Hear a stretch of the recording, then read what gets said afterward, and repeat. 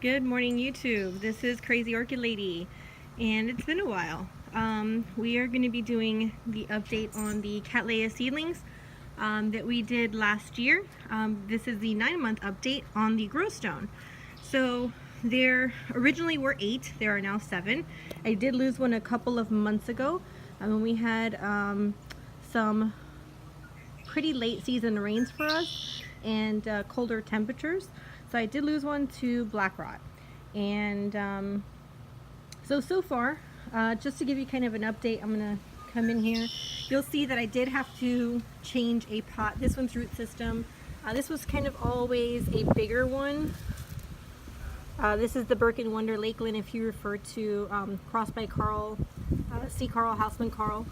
And I'm sorry I'm losing my voice. I'm getting over the flu. But if you kind of refer to the first video, you'll see that that one was always a pretty big seedling. So this one's root system was out of control all over the place, so I did have to repot it. And sometimes that happens with seedlings. They grow very, very vigorously during the first year, and that's what she did. So she got a bigger pot.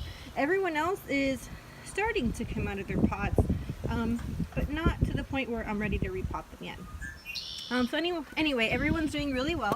Root systems are looking really, really good. They are pretty much dry, and that's because it is about 55 degrees on average in the back, or I'm sorry, ambient temperature in the back of my house. It is an average of about 52, and at night it'll drop into the 34, 35 range. So they're in and out, in and out, in and out. No other way to do it. I'm an outside grower and I'm an inside grower, but for the most part I do grow outside. So, and I have no greenhouse, so everything kind of goes in and out as it needs to. And because of the serious temperature humidity variance, I'm keeping them more on the dry side just for caution. One of the things I am noticing about Growstone is if you do live in a climate that does get colder, clay pots may not be a good option for you because they are so cold, and it does kind of, I think it gets a little too cold in the pot for them, and they really don't like it. They've significantly slowed down their growth, which is normal this time of year regardless.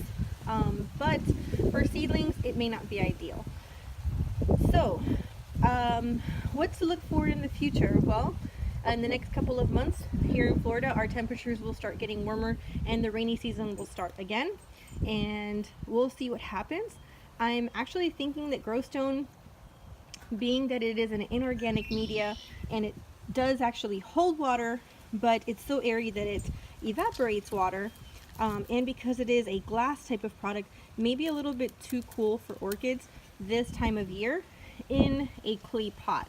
So possible things that I may be doing for once this particular 1-year review is done with it is I may actually do the Growstone in a plastic pot to see if that helps with the temperature swings inside the pot better. But for right now, everyone seems to be doing really, really well.